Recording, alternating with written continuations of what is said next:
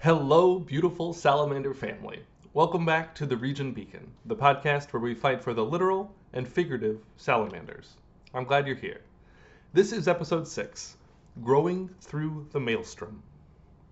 Recently, I've been reading to my daughter and sponsor of this show, Hazel, from the anthology of poems written by Chilean poet Pablo Neruda. It's a book I picked up when I was studying abroad in Chile. She obviously doesn't understand it yet. And honestly, there are plenty of words that I have to look up to understand. But I hope it's helping her language acquisition in the background, por simplemente escuchando a los ruidos, by simply listening to the sounds. Pablo Neruda is great. I even had the opportunity to visit his charming and eclectic house, La Sebastiana in Valparaiso, when I was there. But I bring up his work today because I've read through enough of his poems recently that I've started to see patterns and evocative words that he uses frequently. Pablo Neruda frequently references the natural world, both from an experienced physical sense, phrases like "Es la tempestad de mis sentidos, doblegando la selva sensible de mis nervios." It's the tempest of my senses, subduing the sensitive forest of my nerves. My favorite poem, the one that I come back to the most, is El Bosque Chileno, the Chilean forest, where he vividly describes a walk through a Chilean forest from all of his senses. Se entra el bosque por la nariz, one enters the forest through the nose, as well as the emotions the natural world evokes in his personal relationships and internal desires. My favorite poem, the one that I come back to the most, is El Bosque Chileno, the Chilean forest.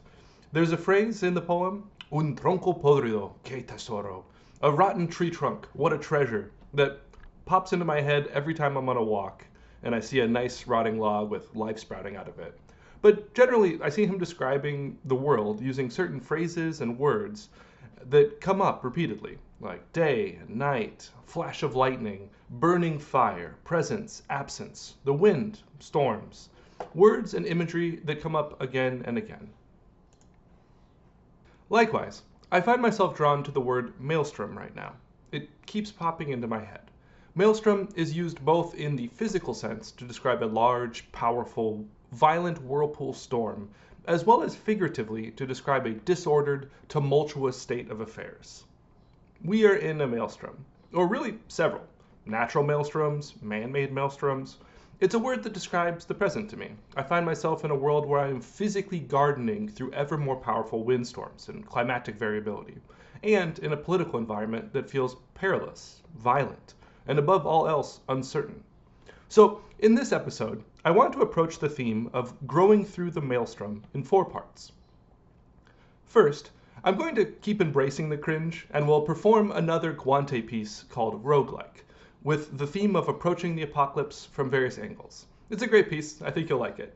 Second, I will tell the story of my experience literally gardening through the 2020 powerful derecho storm that smashed across the state of Iowa, and the newfound community I shared in the aftermath.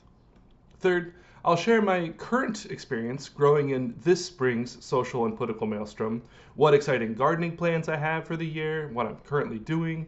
I love talking about gardening, and I've got a lot planned for this year, so I think that'll be a fun segment to listen to. And fourth, I want to offer some higher level analysis of growing through the social and political maelstrom we find ourselves in. Not so much a play-by-play of the daily news that has happened, but some larger trends and lenses we can use to grow in our understanding and navigate through the present environment in alignment with our values. So, Section 1, Rougelike by Gaunate. Before I read this piece, here's a background blurb about the song that I pulled from Gaunate's blog. He writes, "One of the reasons I make art in the first place is that I love the idea of challenging dominant narratives with counter-narratives. Aside from being important, it's just fun. And this is such a cool example of that process. The dominant narrative about who survives the end of the world is one of hoarding resources, retreating to bunkers, never trusting anyone, and just being tougher and more cutthroat than everyone else. And the counter-narrative, the one that is actually supported by history, is the complete opposite. We survive when we work together, when we can put our fear, our egos, and our greed aside and collaborate." He goes on to explain the title of the piece. A roguelike is a kind of video game where every time you die, you start over at the very beginning. These kind of games can be brutal, but the idea is that each time you respawn, you're a little more prepared for the next run. Maybe you've learned something about the world, or gained a new skill, or found an item that you can use to get a little further next time. That felt like a great conceptual framework for a song like this, because the end of the world isn't a one-time thing. It's happening all of the time. So what are we learning? How are we preparing for the next run? With that said, here's the piece. I sold my soul to the wolf god, knowing that the end was coming, and I would need strength and cunning to survive. So alive, liquid moonlight slides over blood on my fur, alpha musculature, limitless, mouthful of nightmares, bayonets on my fingertips. No fear, no friends, no family, no witnesses. My mission is survival over rivals and competitors. The apex predator, the king of the wasteland, solitary sovereign. My subjects, whatever flesh I press my claws in. Yeah, the first few months of the apocalypse were everything I wanted. But now I wonder where it all went. These humans are so weak. I haven't seen one for weeks, but I smell them and my stomach speaks. As I learn how to hunt, they learn how to hide. I killed so many, but they survived and I died. Respawn and remember, the chorus always returns. Why does this apocalypse feel so familiar? How many deaths till I learn my way back, my way home? The second time I faced the end of the world, I sold my soul to the tortoise god and built a bunker in the mountains. With years of canned food, ammunitions, and supplies, after 1 month choked on some jerky and died. The third time I faced the end of the world, I sold my soul to the spider god and preyed on lone travelers. Until one lone traveler's family found me, I burned with my own web wrapped around me. Fourth time I faced the end of the world, I sold my soul to the bear god and just tried to hibernate through, and it worked. I made it further than the other runs, but never stopped to wonder further towards what. The fifth time I faced the end of the world, I sold my soul to the snake god, eyes bottomless, wore a nice suit, spoke with a lot of confidence on his podcast. He said, men needed to be dominant and just take what we want and then forget the consequences. Just be cynical, the stoic, the mythical, the rugged individual. Unlike those immigrants, trans people, and criminals, you'll be one real man under God, indivisible. I listened. I bought all of his supplements, put every attribute point that I had into toughness, learned other people were dead weight, so I was all alone when the end came. And all alone there's no escape.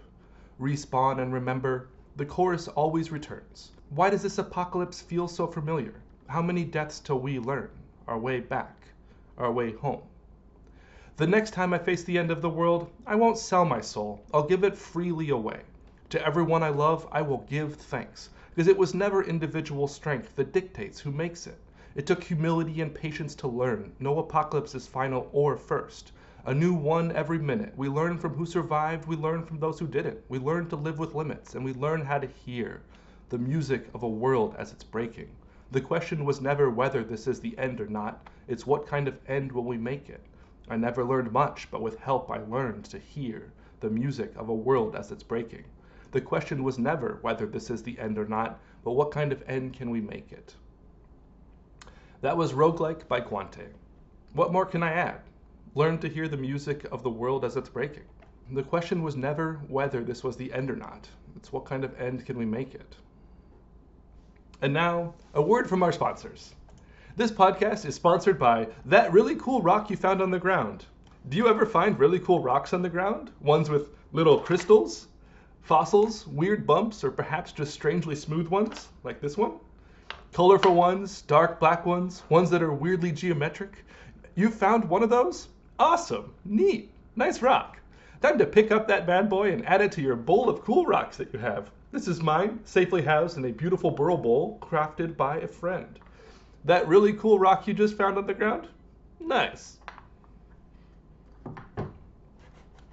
Section 2. Gardening through the derecho.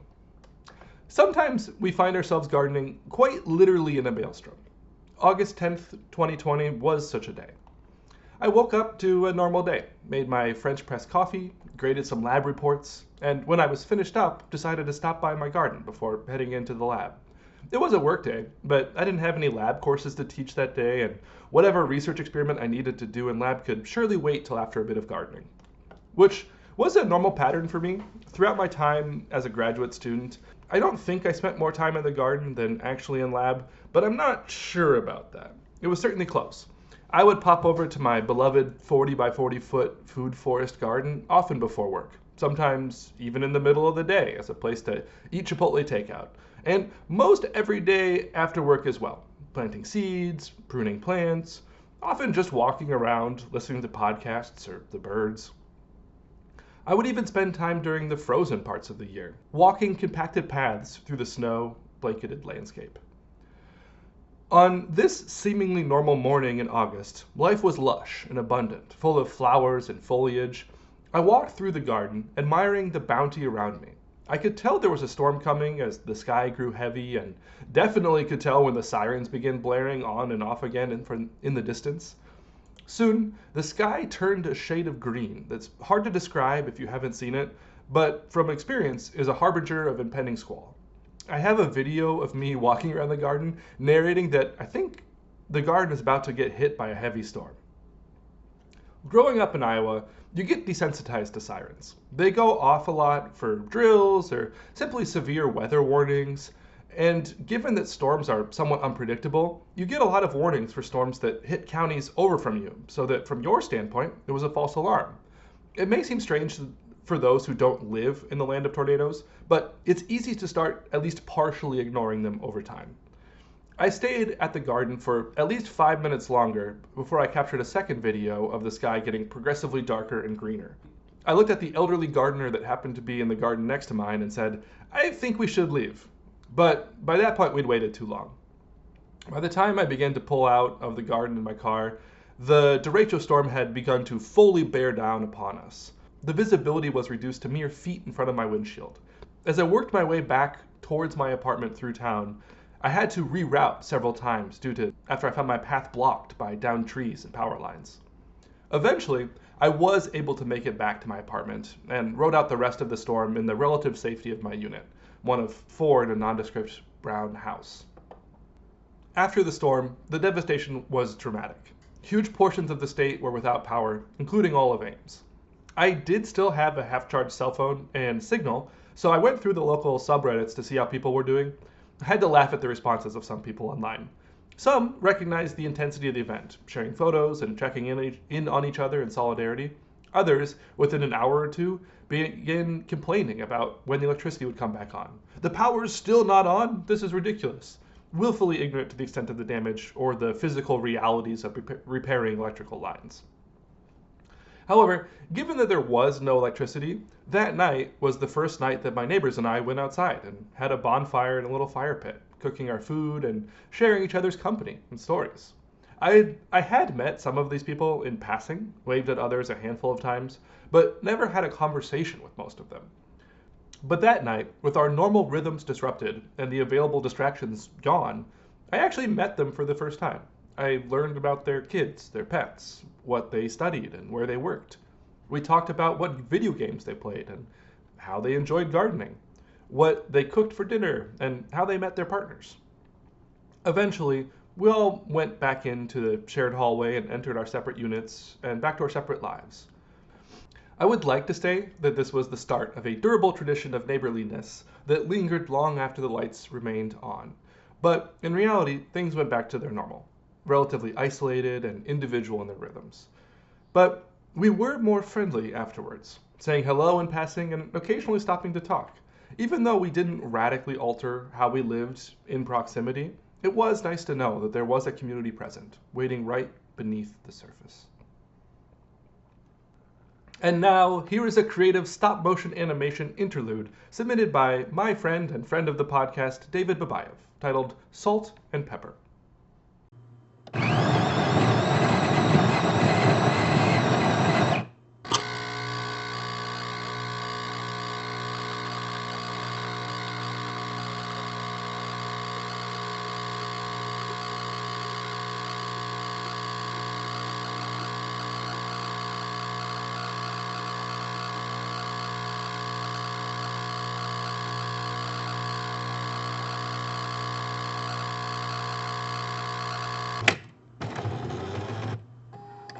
Обалденно, David. Спасибо. Section 3. Growing in this spring's Maelstrom. I think this spring, is a great year to get into gardening. Maybe for the first time, or for those already gardening, to dive deeper than ever before. To be fair, I do always think that it's a great time to get even more into gardening, though I do think there are some external geopolitical forces as well as domestic concerns that give extra urgency to this growing season. But the full truth is that I love everything about gardening. Every version of the good life, to me, includes a lot of gardening. Gardening allows you to grow more fresh food than you would otherwise have access to. Food with incredible flavor, complexity, texture, food that nurtures you as medicine. At least in town, gardening also puts you into contact with your neighbors, people that you may live next to but often don't see because we all have endlessly entertaining screens inside, which are amazing in the short term, but are also socially isolating and depressing. I love gardening for the social aspect alone, letting me see familiar faces and meet new ones, low-stakes acquaintances that can become deeper friendships over time. Gardening also lets me lean into abundance logic, where when I have a lot of something, I have plenty to share. A few more tomatoes doesn't mean anything to me when I have a bucket full, but they mean a lot to the fellow traveler passing by. It allows me to use my bounty to build social capital, or even just increase general happiness in my surrounding neighborhood. I believe life can be positive sum, where through kindness, generosity, we can increase overall abundance, where my neighbor's win is my win, and my win is my neighbor's win. Gardening also puts you into contact with the world, with an intimacy that few other activities do, putting you into contact with perceiving sun and shadow, wind and rain, humidity, the smell of petrichor after a rain, the feeling of a healthy soil in your fingers, the beauty of life around you. Through gardening, you're able to interact with that life, to foster incredible diversity, and increase the abundance of life forms in your immediate environment. You're able to increase the texture and complexity of your landscape, to go beyond the ubiquitous and ecologically impoverished grass monotony of modernity, and to grow zinnias, sunflowers, tomatoes, lilacs, and apple trees, really anything. And in doing so, you'll see butterflies and bees, lacewings, tortoiseshell beetles, radiant lightning bugs grace your landscape, like real-life Guillermo del Toro fairies. Even in the heavily fragmented ecology of suburbia, you will begin to see life return to the landscape, previously made barren. With flowers come seeds, and with seeds come birds. All summer long, the birds eat the grubs, and all winter long, they eat the seeds. Without even putting out a bird feeder, you'll see more life in your yard. And you can go further. As you rebuild soil in your garden year on year, adding organic matter and letting it decompose, you begin to foster an ecosystem beneath the surface that in turn helps your plants grow faster, healthier, and more nutriently dense. As your landscape matures, you will begin to see more and more life, and life higher up the levels of the trophic cascade. Simply put, gardening is learning to conduct the symphony of life on the stage of the universe. Gardening perennially is writing a crescendo of life year over year as it brings together a self-directing symphony in which all organisms melodize, harmonize, and improvise the most dulcet cacophony, the music of life. And this takes hardly any direction needed from you. In ensemble, you can mostly walk around and admire while it plays, with minor conductor's nudges as necessary to keep tempo and balance. I personally am gardening, influencing the symphony of nature in several places around the state this year. I've got a wraparound garden at my house, I'm helping several friends and family members with their gardens, and I'm growing a lot at my family's farm. I also can't confirm or deny influencing the existence of trees planted in various public spaces. Essentially, eventually, I want to be growing, or to have at least tried to grow, diverse varieties of every tasty fruit and delectable berry that I can grow in this climate, and some nut trees. I've made a lot of progress towards this over the years. At one or more of the gardens I influence around the state, I am currently growing at least a few kinds of every major kind of fruit tree, berry bush, and nut tree species. This year at my house alone, I've got on hand several varieties of Asian pears, sea berries, honeyberries, raspberries, elderberries, service berries, high bush cranberries, aronia berries. In pots, I have pawpaws, plum trees, American persimmons, several kinds of prairie flowers. All of these plants have really neat genetics that I've sourced from various plant breeders around the country. Soon, I'll have more Nanking cherries and chestnuts arriving, along with hundreds of asparagus crowns, strawberries, and hundreds more tree and bush seeds to plant. To manage this, I've turned portions of my yard into nursery space. The simplest one is just a dirt berm I created along the side of my yard. It's been great. Every time last fall when plants arrived, and again this spring, I'm able to just heel them in, which is to gently plant them in the loose soil. They overwinter well, they can grow into the season until you're ready to plant them out somewhere else. In my fridge, I have more tree seeds that are stratifying. In my garage, I have several kinds of edible mushroom spawn waiting to inoculate some logs soon. I'm also currently sprouting in my basement garden at least 23 varieties of tomatoes, 6 varieties of peppers, some cool onions, kale, cauliflower, broccoli rabe. I recently planted some more melons, squashes, cucumbers, and pumpkins. I'm also growing some experimental plants like Chinese golden horden tree, which, should the Wikipedia page be true, has choice edible quality nuts, flowers, and foliage. It's a tree that graces temples and can be eaten as sustaining food, and purportedly possesses healing properties. So I'm pretty excited for it. Outside, I've actually already started sprouting some of my first crops of spinach in one of my raised beds and recently planted a second crop. If you've never had early season homegrown spinach, you're missing out. It's almost entirely a different green than what you can get from the store, which is good enough, but homegrown spinach, amazing. So crisp, so filling. It's strange to say, but it almost has a meaty quality to it. Most people don't appreciate it, but plants actually have quite a bit of protein in them. Fresh spinach is delicious. As a bonus, you can just cut it and let it come back. And as the summer heats up, it will flower and set seed, and it's really easy to save the seed for the following year. I've also got 3 kinds of interesting heirloom potatoes in the ground and oodles of garlic from last fall. I have also continued developing a connection with Tapestry Farms here in Davenport. Specifically, I'm going to get involved with their gift garden programs this year, where I'll donate an extra portion of the food from my garden, and potentially food I will grow in a couple of the extra garden spaces they have access to. I'm very excited to see how this develops and to tangibly bring my energy and expertise to help feed my community.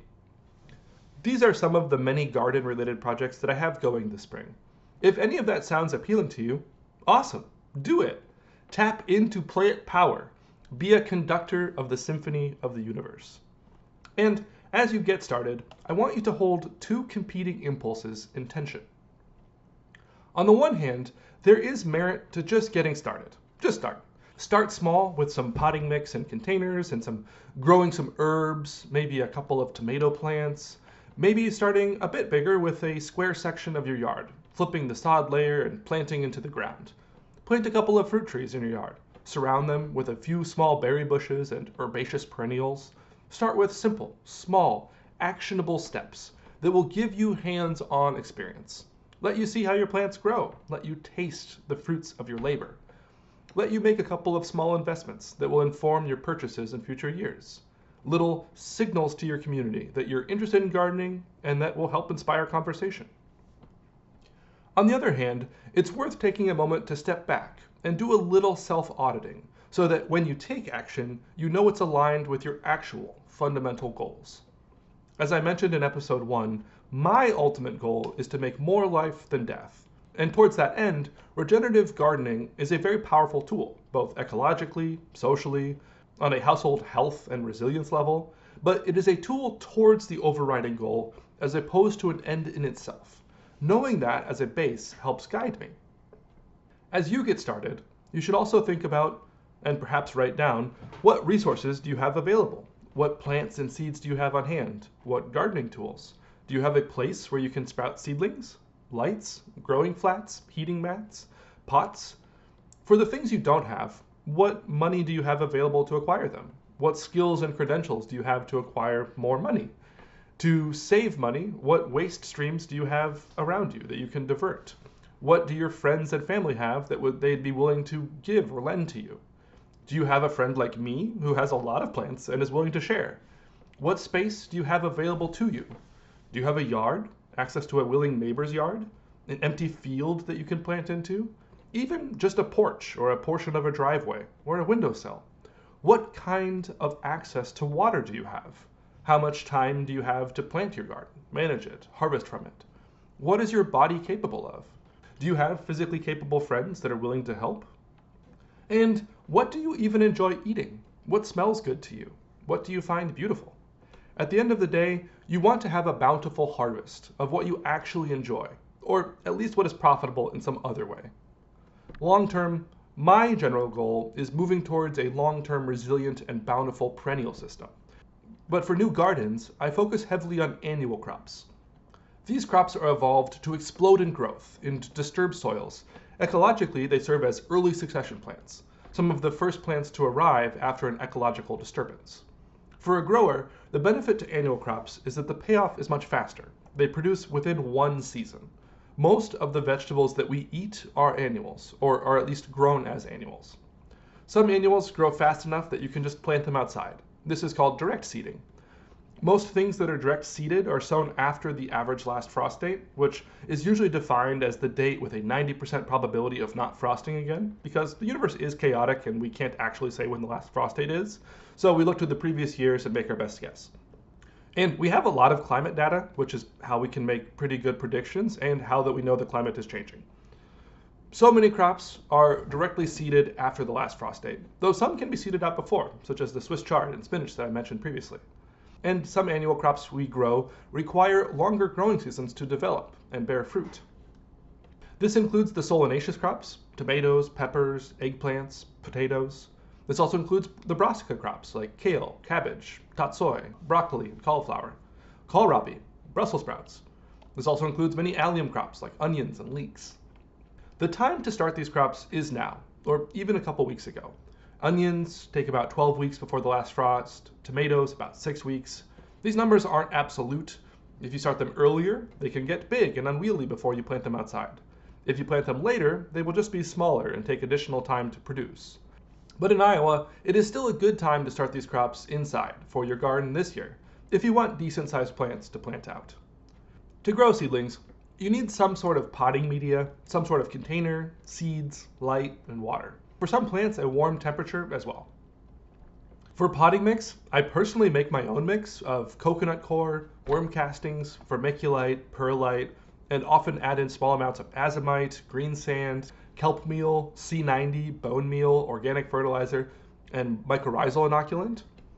For a setup, I use several kinds of lights on modular wire racks and large totes of various size, hotel bus bins, and regular seed starting squares of various sizes. I will show a video soon on my personal setup and the materials that I use, but in the meantime, just use what you have access to. Any potting mix is fine. Don't overthink it. Use what you have access to. In the long term, I actually intend to use my own compost as the primary base for my potting mix, but currently don't have a large enough setup to get enough potting mix to use. However you choose to do it, starting seedlings yourself opens up a world of possibility to you. It allows you to grow many kinds of plants for a fraction of the price of having to buy them individually.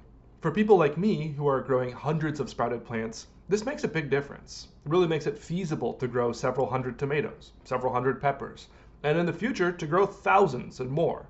But equally important, it allows me to grow the specific varieties and genetics, including seeds that I've saved from previous seasons, selecting the varieties that I love, and the plants that grow best in my conditions.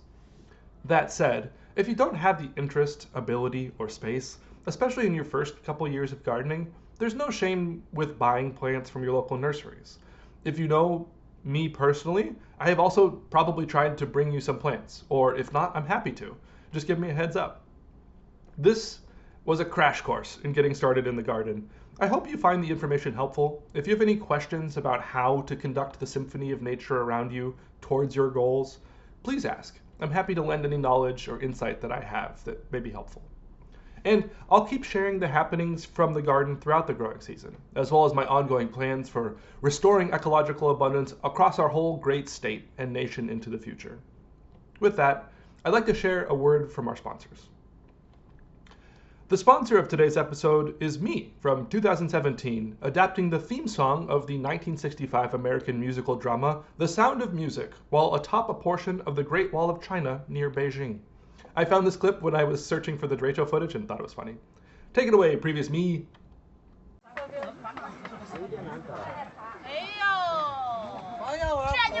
The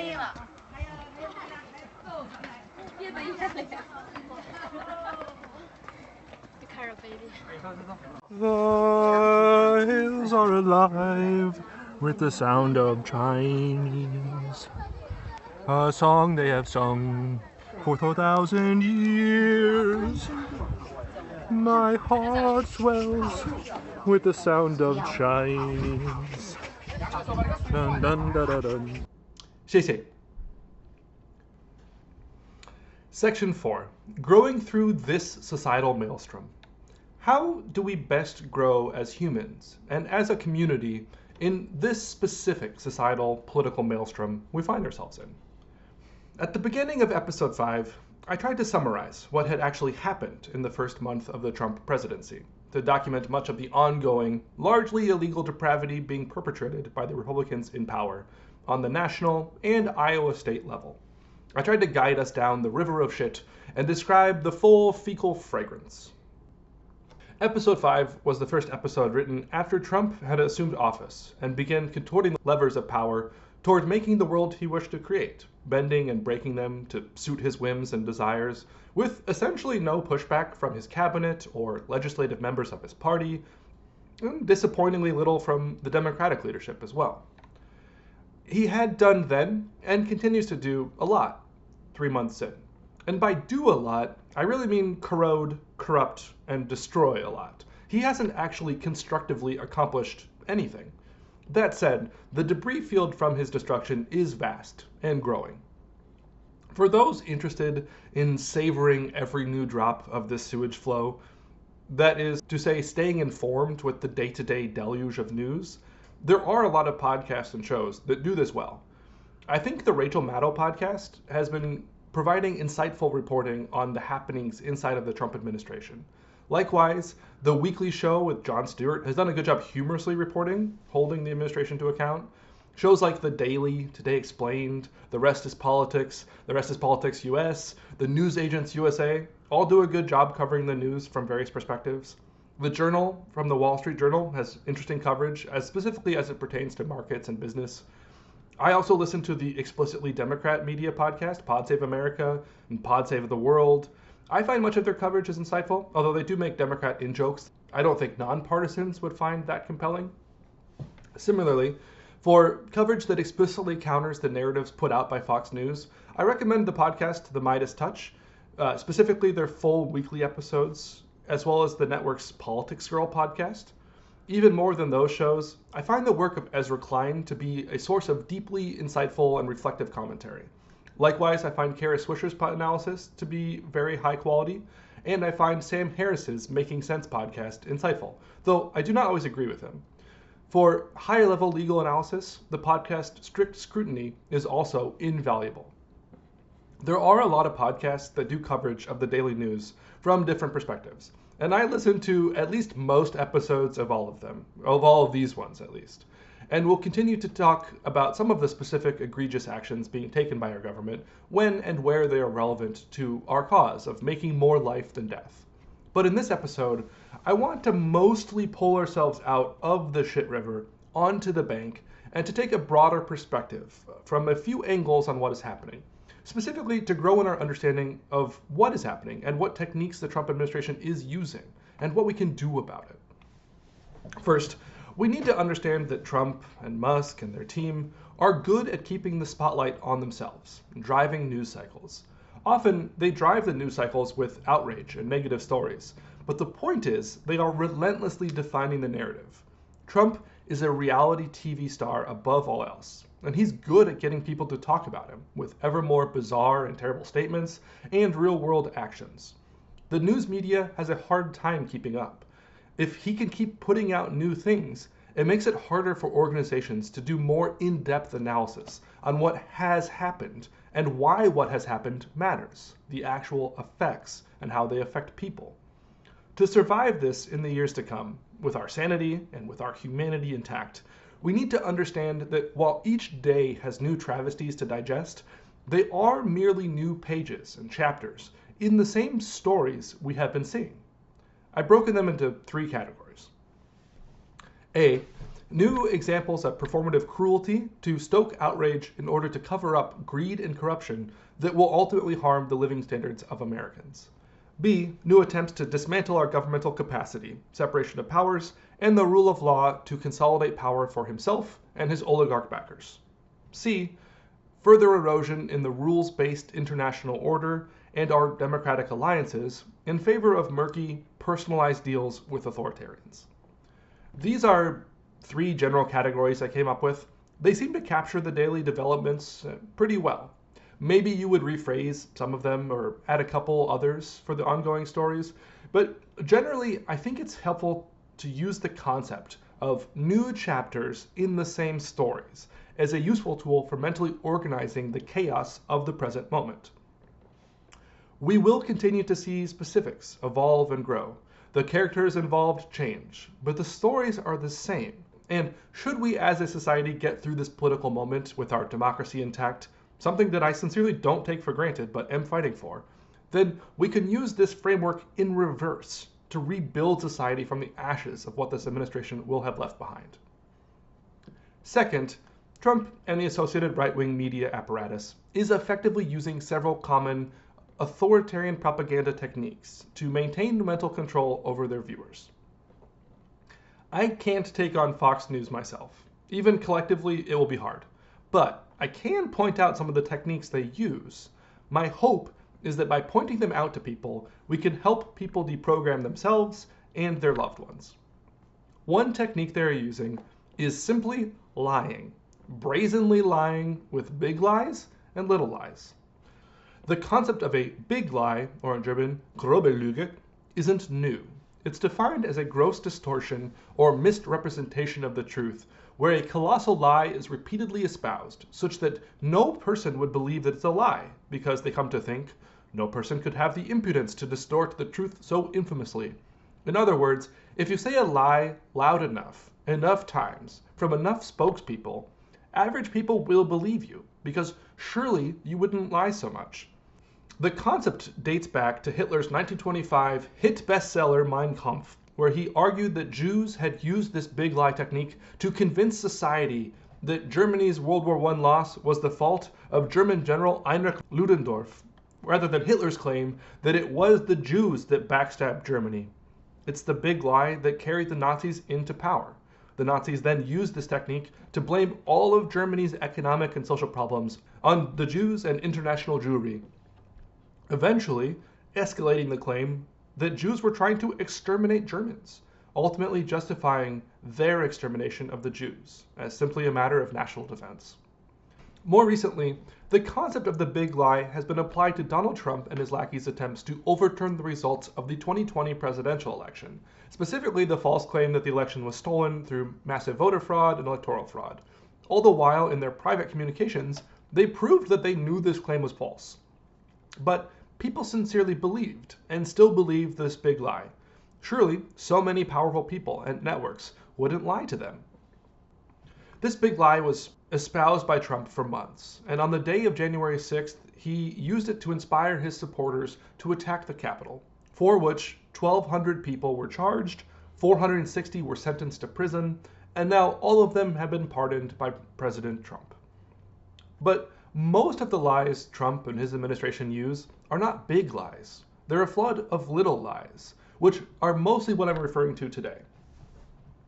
In the first Trump administration, he was documented to have lied 30,573 times from the time he was inaugurated to when he left office in January 2021, an average of 21 lies or misleading statements every day he was in office. Some might conclude from that he is a habitual liar. Let's be real, we already knew that.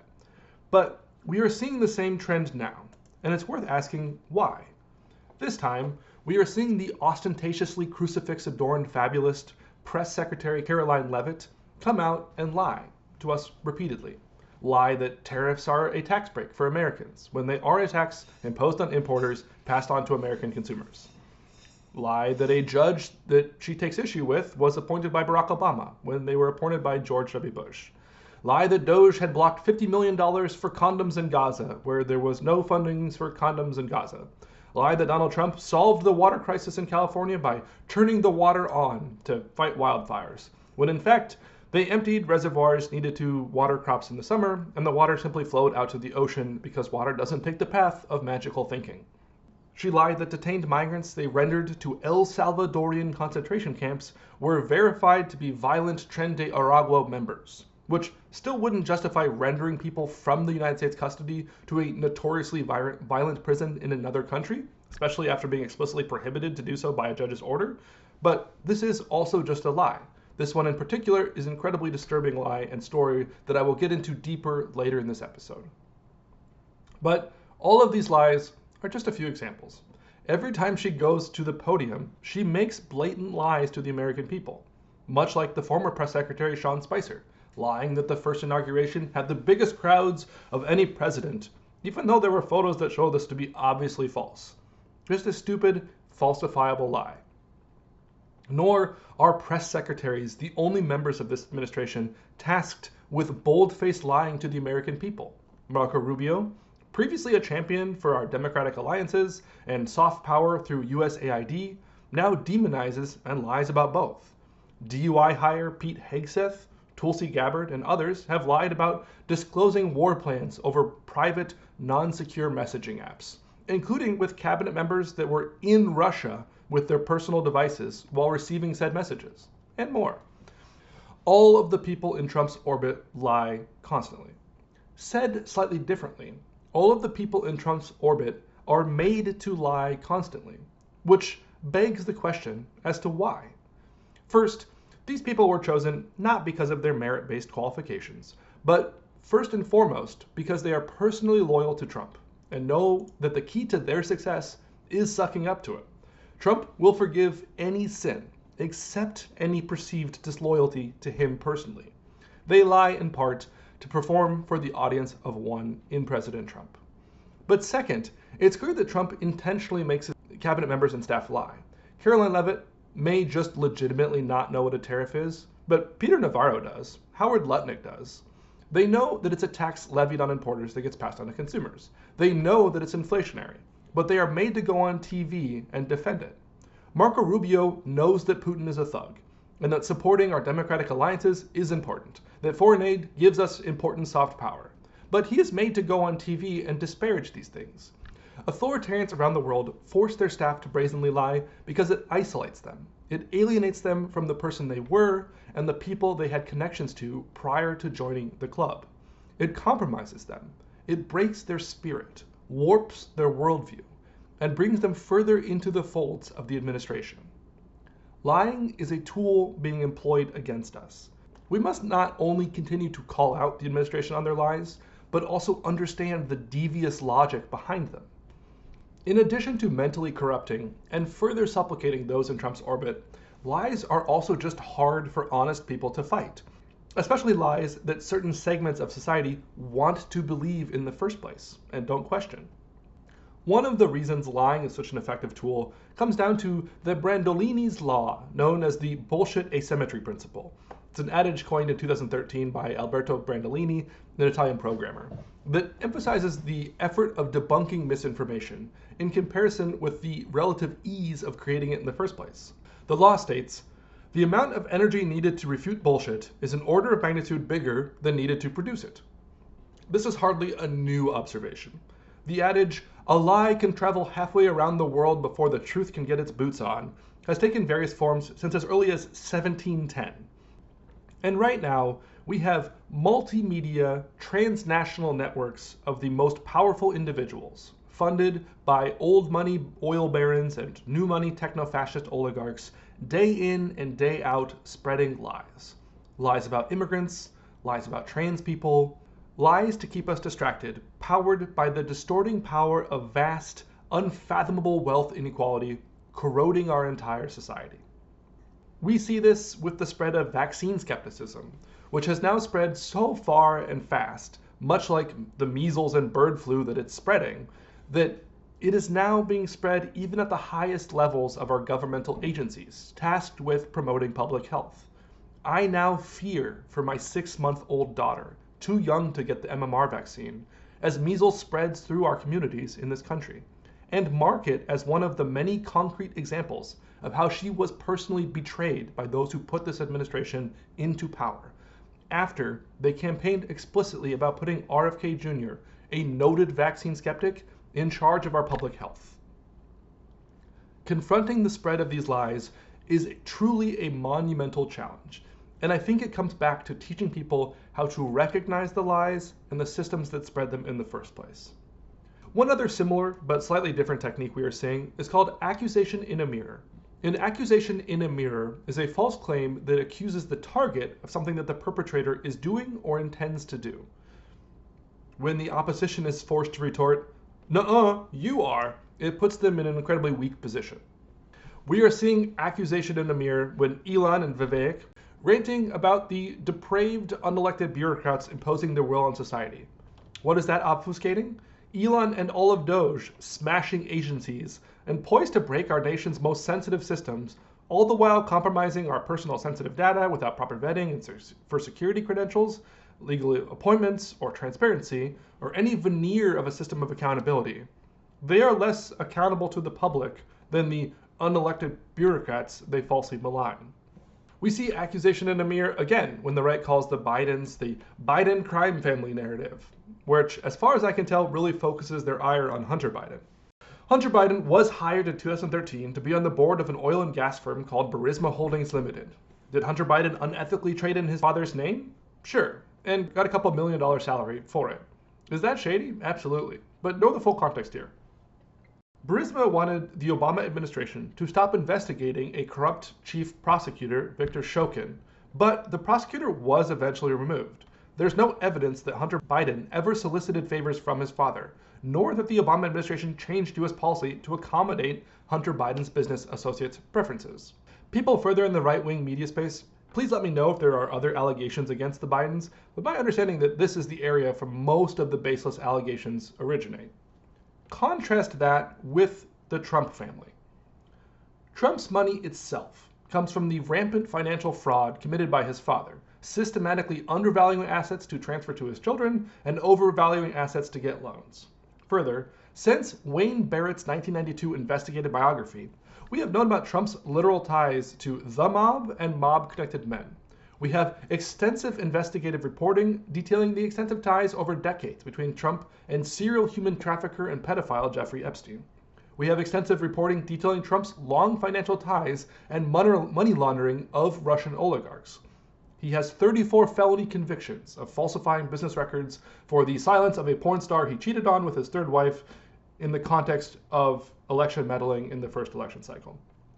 He was found civilly liable for digital penetration and defamation of another woman, credibly accused of a sexual assault for several more, lied to the DOJ about stealing classified documents and flooding his Mar-a-Lago server room to conceal the evidence.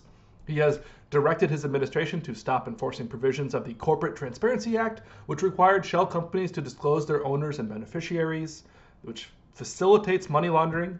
He has issued several pardons for his financial backers, launched several so-called meme coins as money laundering ventures, dropped charges against his political allies over the objections of Republican prosecutors, weaponized the Justice Department against news organizations and law firms for his own personal goals, and performed as the world's worst car salesman on the lawn of the White House shortly before he announced the attempted $2.3 billion sale of Truth Social equity. Just one more grift and one more illegal Hatch Act violation. Trump is a prolific criminal with a mob boss mentality and mob connections. His kids have engaged in the same schemes and trading in their father's name, but from inside positions in the White House and official Republican Party positions. The most galling example of this was Jared Kushner leaving the White House in the first administration and immediately getting a $2 billion Saudi investment.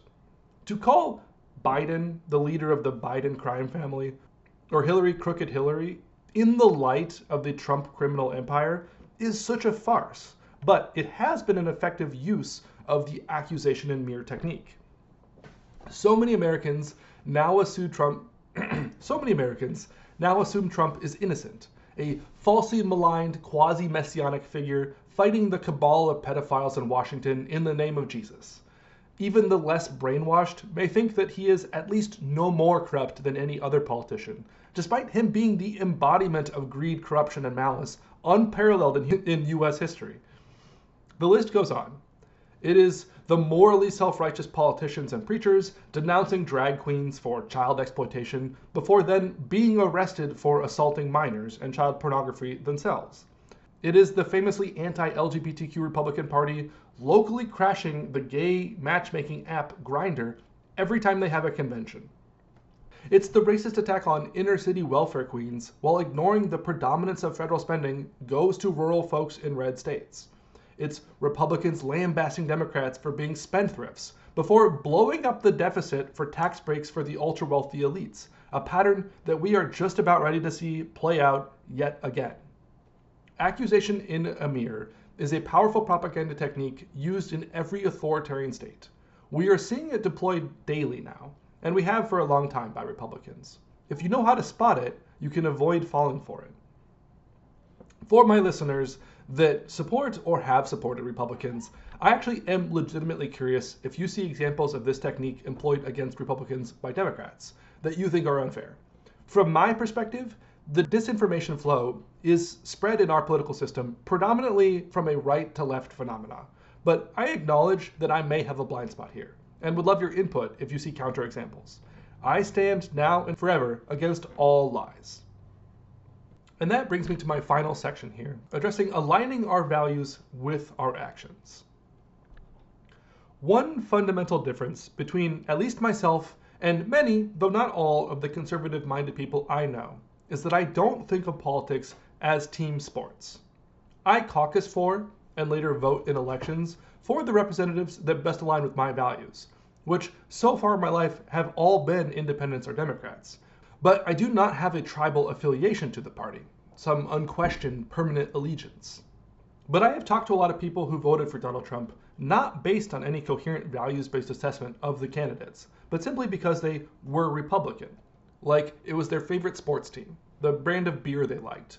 The Republicans were the tribe they had allegiance to, irrespective of what the leaders of the tribe actually said they wanted to do. Which is why I focused on internal consistency in episode 2. I respect that there are people who see the world differently than myself, but I really struggle when people fail to critically evaluate their actions and political support according to the principles they themselves espouse. I reject our political actions are some small, separate part of ourselves that we don't have to bear the moral weight of. I reject that it is morally coherent to exist as upstanding Dr. Jekylls in our day-to-day lives, but then on election day come out as monstrous Mr. Hydes to empower evil, and then pretend like nothing is wrong. For those of us that saw the danger embodied in Donald Trump, we already recognize the path of democratic backsliding we are on. We see the corruption, the ineptness, the malice, the pain being inflicted at home and abroad. We are worried, saddened, and angry. But for those who didn't, I think many still don't. Life continues on, one day at a time. Sure, the stock market is jittery, and some Teslas are being lit on fire, but I think a common sentiment floating around is, how bad is it actually? How much has anything actually changed in my life or in your life? I think this question is sincere, and it feels true to people due to their geographic isolation and insular media environments. If you only watch Fox News and listen to Ben Shapiro or Joe Rogan, you are being actively and deliberately misinformed on what is happening. But actually more common than even that, a lot of people just really don't watch the news at all. Maybe some sports entertainment, some fiction dramas, but no actual active engagement with current events from a wide variety of high-quality news sources like the Associated Press, the New York Times, The Economist, Newsweek, The Hill, The Wall Street Journal, The Independent, Political, The Guardian, Al Jazeera, the BBC, etc., and synthesize all the coverage into a coherent and informed understanding of the state of the world. Not understanding the seismic changes that are happening is understandable on a human level. We all only have so much time in a day, only so much energy, and it sucks to read sad things. It's understandable that everyday people are not that informed. There's a lot to be informed about. But if you aren't actively trying to stay informed, It's dangerous to assume that nothing is happening. It's only evidence that you aren't paying attention to what is happening. The belief that things are okay, good, desirable, I believe is profoundly wrong on two levels. First, looking only at your immediate surroundings, especially for the geographically isolated, but even for urban people, also belies a myopic understanding of how systemic changes happen. The world is big, complex, and interconnected. Changes take time to ramify chaotically through complex systems, with third order and fourth order effects and beyond. Our country alone is massive, diverse, and Byzantine in its legal and political structures. But there are massive, rapid structural changes afoot. In less than 3 months, this government, our government, has fundamentally fractured our international alliances around the world. We have turned our closest neighbors and friends into adversaries by waging senseless economic war on them and threatening their very sovereignty. Canadians do not take the 51st state rhetoric as a joke. Panama and Greenland want nothing to do with being our vassal states. It does not seem impossible to me that our demented president will kill people in these sovereign nations to make his delusions reality. These are all countries that we have grown prosperous with through free trade. These are countries that have sent their soldiers to fight and die in wars at our behest. These are countries whose citizens come to visit, spending tens of billions of dollars a year in tourism, study in our research universities, helping propel our excellence in science, engineering, innovation writ large, and countries whose citizens, inspired by our history of promoting freedom and democracy, immigrate to our nation, and by doing so, make our communities more prosperous and vibrant. By treating our allies so poorly, by acting so unpredictably with our trading partners, we risk our unbelievably privileged position of being the world's reserve currency, the very reason that we have been able to borrow so much money to fund our government. In 3 months, this administration has put the basis of this entire system in decline. Tourism is dramatically down. Our allies are looking to strengthen alliances amongst themselves and not rely on us. They are cutting back on information sharing agreements for our spy agencies. They are boycotting our goods. We are turning rapidly from an aspirational, world-leading beacon of culture and innovation into a pariah state like Russia. This harm will not be easily or quickly undone. The situation looks bleak abroad, but there are also systemic changes afoot happening in our country that we have not yet felt the full shocks from. The chaos being caused by Doge is vast, murky, and in daily flux, but at the very least, tens of thousands of workers have lost their jobs, though the situation is fast-moving and some of these cuts are on hold pending judicial review. Most of those fired so far were people with 1 to 3 years of experience, representing the new talent entering our government, or people who have been promoted in the last 1 to 3 years, representing recognized talent in our government. Tens of thousands or more people have taken voluntary dismissals, which may not be problematic for those who were close to retirement anyway, but is problematic in that the highest skilled individuals are the ones that are most easily able to take the offer and get jobs elsewhere.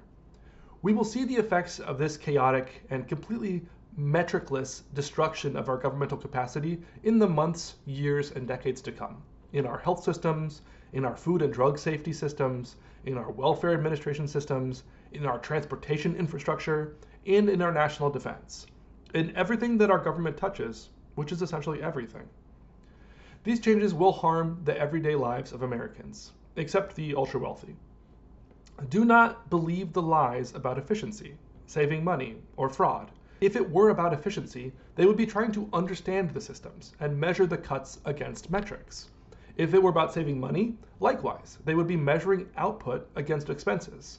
If it were about fraud, they would be using forensic accountants instead of a random group of recent college graduates loyal to Elon Musk, and they would be charging those accused of fraud. We haven't seen that at all. Instead, they are simply breaking our governmental capacity, trying to restructure it not to serve Americans better, not to improve efficiency or save money, but simply to diminish it and make it subservient to the will of Donald Trump. We will suffer the vast consequences of this, but it will take time to reach us. But secondly, there are already massive, horrific consequences happening right now, and the failure to recognize the gravity of these abuses is an abject failure of empathy and taking our obligations as humans, let alone as Christians, seriously. I do not need to be a refugee, a child starving of malnutrition, a person with HIV, tuberculosis, or Ebola, to know that our government cutting off all of this life-saving aid abruptly and heedless to the human suffering and death it will cause is evil. Hundreds of thousands are actively and avoidably dying as we speak, dying directly related to this administration's senseless and wasteful illegal destruction of US aid. Millions more will die over time if we do not fix the previously bipartisan PEPFAR program alone that gives out HIV medication, including to pregnant mothers giving birth to babies that will now likely contract HIV and die themselves. This is happening now, as we speak, because Donald Trump was elected. And it gets worse. The world is complex and interconnected. Because of the US backing out of our international aid obligations, coupled with abandoning our Ukrainian allies and being unreliable in our obligations as a member of NATO, the UK has now felt forced to reallocate their entire foreign aid budget to instead rearming themselves and Europe to prevent further Russian invasion. The UK was the #2 foreign aid donor, and so now the world has lost the vast majority of all international aid. There is nothing in the private market or in the UN to fill this void. Directly because of this administration and those that brought it to power, millions of people will die horrible deaths of disease, starvation, and violence, which will beget further cycles of disease, starvation, and violence. This is happening now. It weakens our power around the globe and ramifies the problems that will boomerang back around to the United States. This is a very literal, devastating manifestation of the world being made more hell-like as a result of empowering Donald Trump. But don't for a minute think that this pain is only being spread abroad. I do not need to be receiving food from a food bank to know that cutting $1 billion allocated to pay American farmers to feed their community through food banks will cause pain and hunger. I do not need to be on Social Security to know that the mass layoffs of individuals responsible for administering the systems, attempting to close the Social Security phone hotlines that the elderly rely on, and closing in-person offices will result in the vulnerable elders in our society suffering. Many have already been declared dead and had to fight to have their benefits reinstated due to the reckless meddling of Doge members. This is a brazen attempt to break the system that is vital to millions of Americans, presumably so that it can be privatized to further enrich the already unfathomably rich in society. What's more, I do not need to be on Medicaid to know that access to health care for our poor is essential for their well-being, including the 37 million children that rely on Medicaid and children's health insurance programs to get health care. These programs are under assault. They were already briefly frozen and are currently being zeroed out in the budget being proposed by Republicans. If this goes through, it will be devastating for our communities and our rural hospitals that already operate on thin margins. I do not need to be in a union to know that people coming together to collectively bargain for fair working conditions has been the backbone of working class power in our nation's history, and that the Trump administration's move to ban millions of federal workers from being able to unionize is bad for America and will hurt all of our wages and working conditions. I do not need to live rurally to know that stopping the Biden-era initiative for rural broadband will hurt rural communities across America. The program wasn't perfect. It was designed like a lot of bills with complicated, unnecessary steps that cause long implementation delays, which are worthy of criticism and improvement. But it had the potential to radically improve the quality of internet, the lifeblood of the future for underserved rural people across the country. And now it is dead, replaced to give Elon Musk more contracts for Starlink. Starlink is cool, but it is not a replacement for the capacity of fiber optic broadband and what it offers. In Iowa specifically, I do not need to be transgender to know that transgender people are due respect and are due the right to not be discriminated against in their jobs and in their housing for simply being who they are. I also do not need to be laid off from my job to know that reducing the duration of unemployment benefits available to workers affected by plant layoffs and closings will hurt people and has already been seen by the 651 people laid off in Amana by the Whirlpool Corporation, who will now receive less benefits.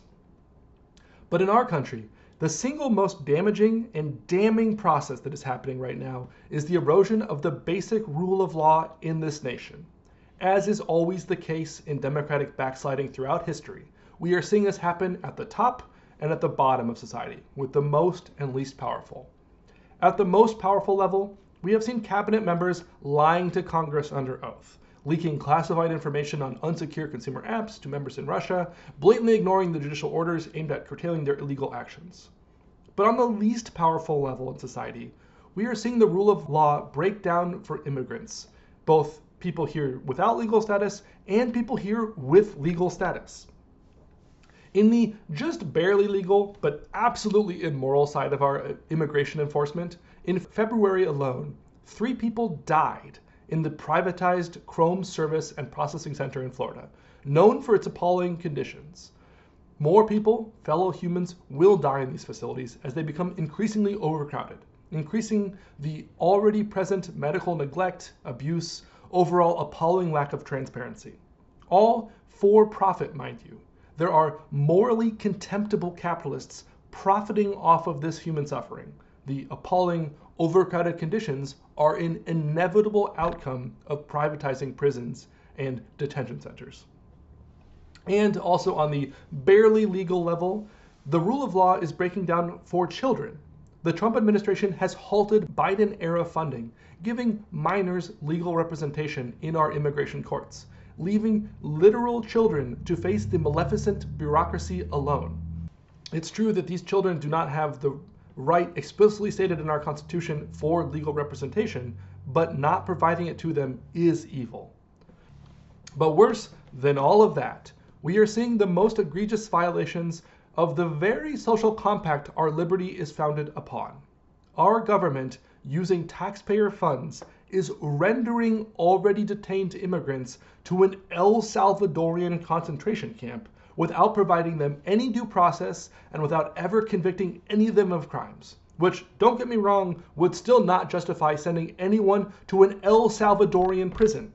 200 humans already have been sent to an El Salvadorian prison over the explicit prohibition of a federal judge. The case that all of these people were Tren de Aragua gang members was always suspect. Recall that the people in this government are liars and lie as easily as they breathe. But we know that it was a lie. People were declared to be Tren de Aragua members because they had autism awareness tattoos or a Real Madrid soccer team tattoo. Many of these people had active asylum cases before our courts, where they have the legal right to argue under international law that they should be allowed to stay to avoid violence or political persecution. It has already been confirmed that a legal U.S. resident was accidentally sent as well, and that this administration has no intention to bring them back. Having confirmed that the legal resident was rendered to this El Salvadorian concentration camp, they are now arguing in front of the Supreme Court that he and his family, his wife and children, have no legal recourse because he is in the custody of a foreign sovereign that they sent him to. This is a legal catch-22, and there are lawyers arguing with straight faces that they can illegally send people to black sites in foreign nations, and that these people can't seek redress, can't seek justice in our nation of liberty and laws because they are then outside of our jurisdiction. This is madness. Every one of those lawyers should be disbarred for a betrayal of their oath to uphold our Constitution. Every official involved in this decision-making should be impeached, immediately removed from office, and then charged with human trafficking. But instead of fixing their grave mistakes, these sick sadists are doubling down on their lies and celebrating this miscarriage of justice. You even have the dog-killing Kristi Noem flying to El Salvador to use these poor souls as nothing more than human props in her government-paid propaganda. You must understand how the erosion of the rule of law works. If they get away with this, they will be emboldened to go further, to do more, even more brazen violations of our Constitution.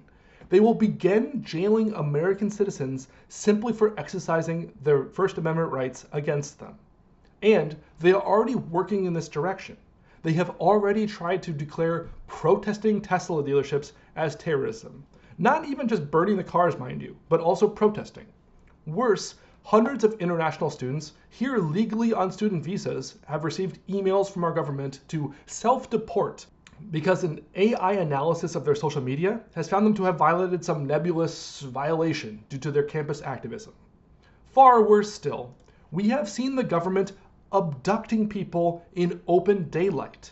First, we saw Columbia student and current green card holder Mahmoud Khalili abducted by ICE, and he is currently being held illegally, whisked away to a faraway state where he was abducted from, without any charges filed against him.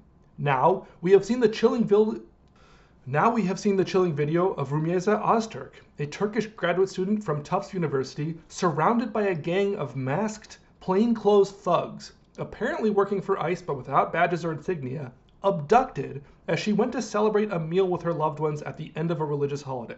Her crime? Simply co-authoring a student government op-ed that called on the university to condemn the actions of the Israeli government in Gaza.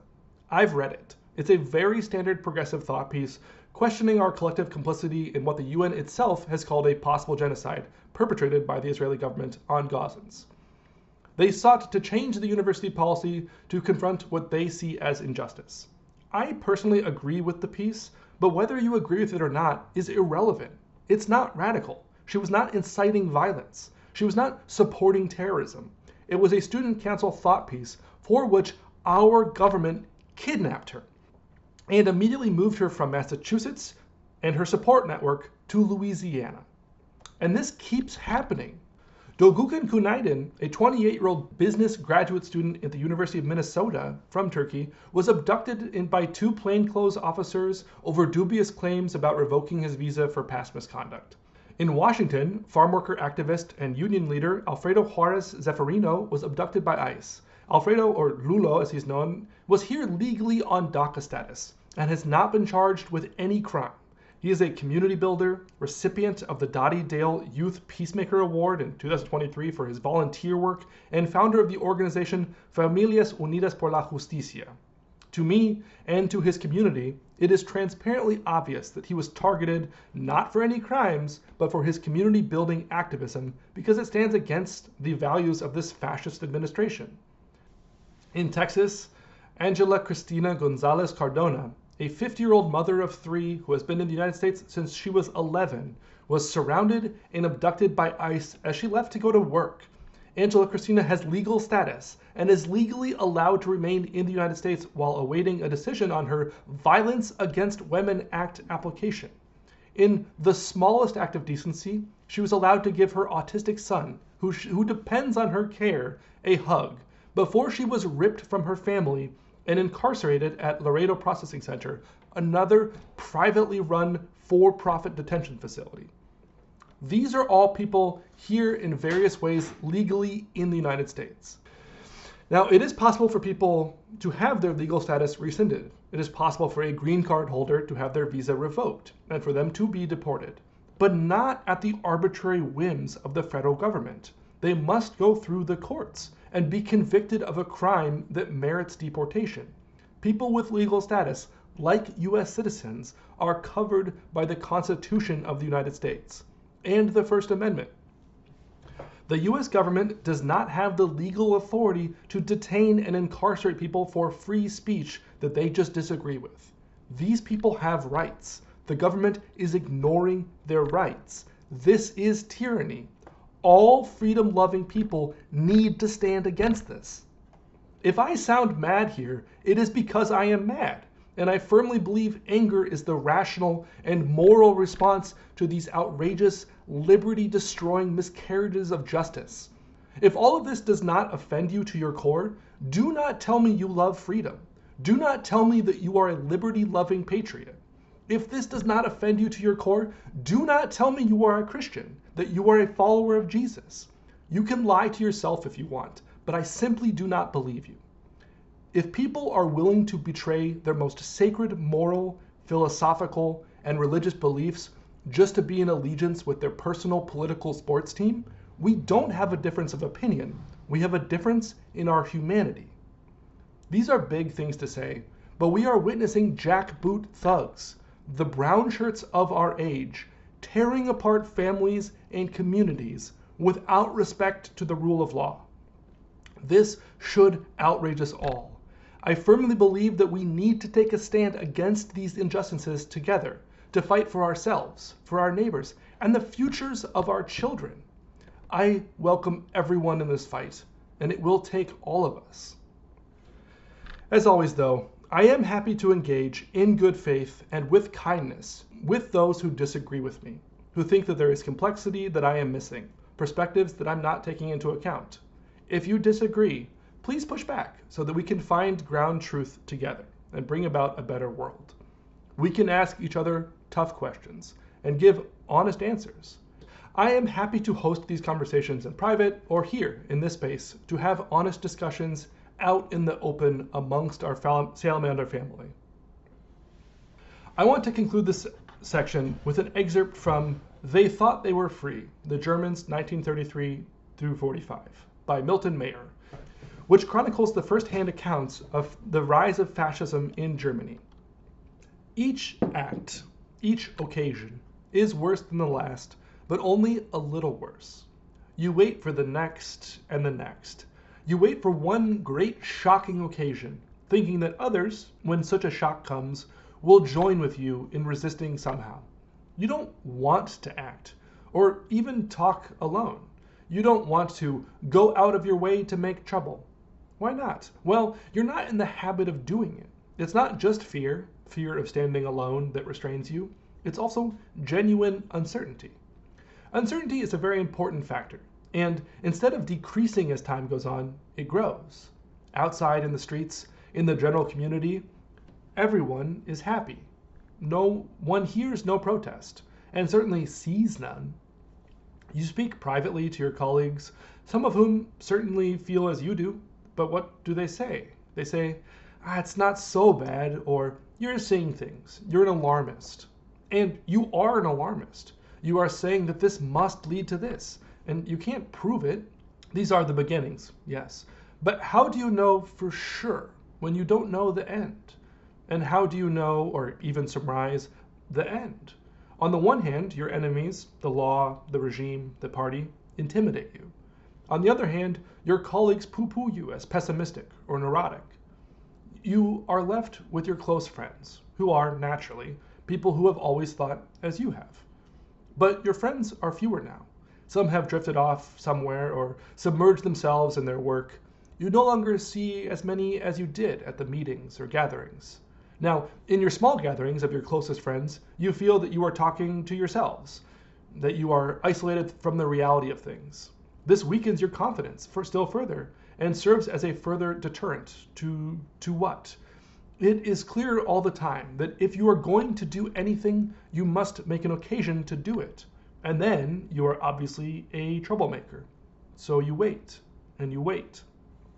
But the one great shocking occasion when tens or hundreds of thousands will join you never comes. That's the difficulty. If the last and worst act of the whole regime had come immediately, right after the first and smallest, thousands, yes, millions would have been sufficiently shocked. If, let's say, the gassing of the Jews in 43 had come immediately after the German firm stickers on the windows of the non-Jewish shops in 33. But, of course, that isn't the way it happens. In between come all of the hundreds of little steps, some of them imperceptible, each of them preparing you to not be shocked by the next step. Step C is not so much worse than step B. And if you didn't make a stand at step B, why should you make a stand at step C? And so on to step D. And one day, too late, your principles, if you were ever sensible of any of them, all rush in upon you. The burden of self-deception has grown too heavy, and some minor incident, in my case, my little boy, hardly more than a baby, saying, "Jewish swine," collapses it all at once. And you see that everything has changed, and changed completely under your nose. The world you live in, your nation, your people, is not the world you were born in at all. The forms are all there, all untouched, all reassuring. The houses, the shops, the jobs, the mealtimes, the visits, the concerts, the cinema, the holidays. But the spirit, which you never noticed because you made the lifelong mistake of identifying it with the forms, is changed. Now you live in a world of hate and fear, and the people who hate and fear do not even know it themselves. When everyone is transformed, no one is transformed. Now you live in a system which rules without responsibility even to God. The system itself could not have intended this in the very beginning, but in order to sustain itself, it was compelled to go all the way. Suddenly, it comes down, all at once. You see what you are, what you have done, or more accurately, what you haven't done. For that was all that was required of most of us, that we do nothing. You remember those early morning meetings of your department in the university when, if you had stood, others would have stood perhaps, but no one stood. A small matter, a matter of hiring this man or that, and you hired this one rather than that one. You remember everything now, and your heart breaks. Too late. You are compromised beyond repair. The good news is, we are not lost yet. The power of the government and presidency is vast, but not infinite, and not as vast as they want you to believe. Donald Trump is unfortunately our president, but he is not a king. We cannot let ourselves be deceived by his flood of lies, pretending he is. We must not comply in advance. We must not live in fear. We must continue our work of building our networks of love, strengthening our families and local communities, letting people know that you also see what is happening, that you know that it's fucked up. This is especially true if you sat out this election, or helped bring this regime to power. You have the ability to reach more people who did as well, to change more hearts and minds. They want us to live in fear, for us to silence our voice, extinguish our internal fires for what we know is right. I, for one, will not. I am not afraid of these evil, weak men. I will continue to fight for our salamander family in this maelstrom, growing more food and flowers than I ever have before, planting more water and more trees. I will continue to grow in my impact and alignment of my actions and values, and I'm so grateful to be in this fight with all of you, our beautiful salamander family. That's the end of today's episode. Until the next episode, may your life be filled with love and meaning, and I hope you have the time to disconnect and experience wild spaces with life, the matter that matters most. And as they say in my hometown, don't forget to be awesome.